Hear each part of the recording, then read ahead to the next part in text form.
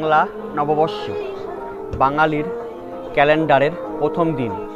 এই দিনে রাজ্যের নানা প্রান্তে বসে গ্রামীণ মেলা। তেমনই এক মেলা উত্তর ২৪ পরগনার গোবরডাঙ্গার যমুনা নদীর তীরে, যার নাম গোষ্ঠবিহার মেলা। এই মেলাটা তৈরি করেছিল জমিদার জগৎপ্রসন্ন মুখার্জি। সে আজ ২০০ বছর, প্রায় ২০০ বছরের পুরনো। তাই সেই থেকেই মশলা মেলা হয়ে আসে। এই মশলা আগে নিচে হতো, ওই জল উঠে যেত বলে ওরা আমাদের এই মাঠে চলে আসে। কলকাতা থেকে মাত্র ৫০ কিলোমিটার দূরে গোবরডাঙ্গা এক প্রাচীন শহর, যেখানে ইতিহাস আর সংস্কৃতি একসঙ্গে পথ হাঁটে। আগে নৌকায় সে মশলা আসতো, ওটা এখন বন্ধ হয়ে যায়। এখন লোকাল সব এই আপনার পাঁচপোতা, বসিরহাট, এখানে সব মশলাগুলো আসে এবং রাতেই ঢোকে ওরা। মশলা মানে বৈশাখ মাসের আগের দিন রাত্রে ওরা ঢুকে যায়। জমিদাররা বহু জায়গা জমি, কথা বলছে বহু জায়গা জমি। তারপর একজনে বলছে যে এই জায়গাটা কী করবা, তারপর বলছে যে এই জায়গাটা আমি দান করে দিয়ে যাব।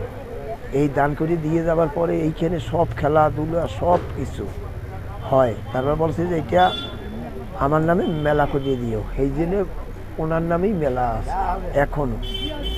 ওনারা বিভিন্ন দেশে গেছে। এই মশলার এক জায়গায় মশলা কিনতে গেছিল, ওনার লাগে বনে নেয় না, বনে কইছে যে তোদের এখান দিয়ে মেলার জন্য কিছু নেব না, আমার হয়নি মেলা বিষয়। এই এদিকে পশ্চিমবঙ্গের ভিতরে এই মেলাই খেলি মশলা বেচাই এইখানে, এছাড়া কোথাও বেচা কিনে হয় না। এই জন্য ১৫ দিন মেলা এইখানে বিভিন্ন জায়গার লোক আসে, লক্ষ লক্ষ টাকার মালের কেনে বেচে এখানে। সব মালের বাজার কম এখানে।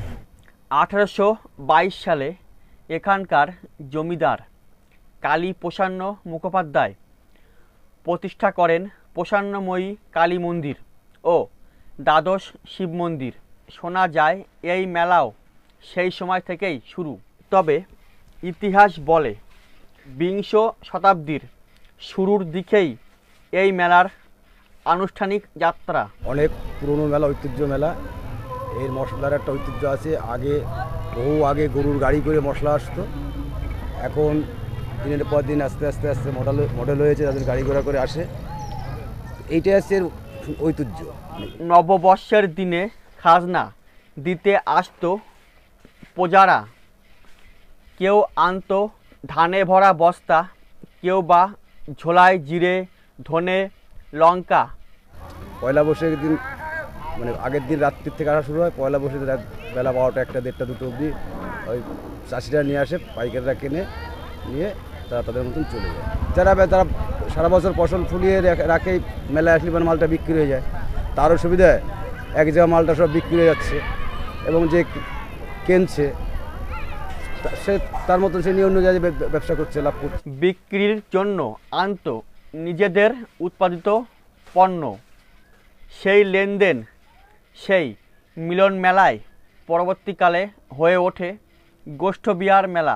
আমাদের মুদিখানার দোকানে যায় যে জিরেটা দেখা আছে কথা ২০০ টাকা, এখানে দেখা আছে ১৫০ টাকা। হলুদ এগুলো দাম কম হয়। যে এখানে যে পিছনে যে দোকানগুলো দেখতে পাচ্ছেন, দোকানের থেকে অনেক দামে কমে পায়, যার জন্য অনেকে আসে। আপনি দোকানে যে মাল পাবেন এখানে সে একই মাল পাবেন, আরও কোয়ালিটি ভালো হবে। মসলন্দপুর, চারঘাট, গাইঘাটা, হাবড়া থেকে রেল আর সড়কপথে আসে পণ্য, আসে মানুষ। আমরা অপেক্ষা করি পয়লা বছর আসুক, কেনে বেচা ভালো হবে। আর যারা নেবে তারা বাজার দিয়ে কিনে নেয়। হলুদ, জিরা, লঙ্কা, এলাচ, লবঙ্গ, দারচিনি, গোলমরিচ, এবারে পোস্ত। বাজার ছিল এখানে ২০০-৩০০ টাকা কম থাকে কিলোতে। বহুটার কেনে বেচা হয় এখানে। ২,০০০, ২,৫০০, ৩,০০০ বস্তা ধনে ওঠে। ধনে, সরিষা, বিভিন্ন রকমের মাল। জমিদারি প্রথা উঠে গেছে, কিন্তু মেলা তো কেবল ব্যবসা নয়, এটা এক আবেগ, এক ঐতিহ্য। এই মশলার ঘ্রাণেই যেন জড়িয়ে থাকে নববর্ষের ঘ্রাণ। পয়লা বৈশাখে দারুণ মেলা হয় এবং জমজমাট হয়। চারিদিক থেকে লোক আসে মশলা কিনতে, সারা মাঠ ভর্তি হয়ে থাকে। ঘরের বউরা আসে, এখানে মশলা কিনে চলে যায়। বিভিন্ন জায়গার থেকে লোক আসে, হাবড়া, দমদম, বারাসাত, এখান থেকেও লোক আসে এই মেলায়। মানে গোটা মশলাটা নেওয়া হয়। হ্যাঁ, এবার ভালো হয়। আমি গত বছরও নিয়েছি, এবছরও নিচ্ছি। আমার শাশুড়ি আগে নিত, সেই সূত্রেই আসা। জিনিসটা দেখে নেওয়া যায়। হ্যাঁ, এই যেমন আমাকে এক্ষুনি দেখালো জিরে, যেমন 2 রকমের আছে, দেখে নেওয়া যায়। পরে মেলায় অন্যান্য জিনিসও কিনি, আমাদের সংসারের যা জিনিস লাগে মোটামুটি সব কিনি। তাও বাজার ছাড়া দাম কম। 1983 সাল থেকে গোবরডাঙ্গা ঐতিহাসিক স্মৃতিরক্ষা কমিটি নিয়ে নেয় মেলার ভার। সেই আমল থেকেই মেলার একটা ডিট হয়েছিল যে এই মেলার যে লাভ অংশটা ক্লাব পাবে, মন্দিরের একটা অংশ যাবে, আর গোষ্ঠীবাড়ি মেলায় একটা অংশ যাবে।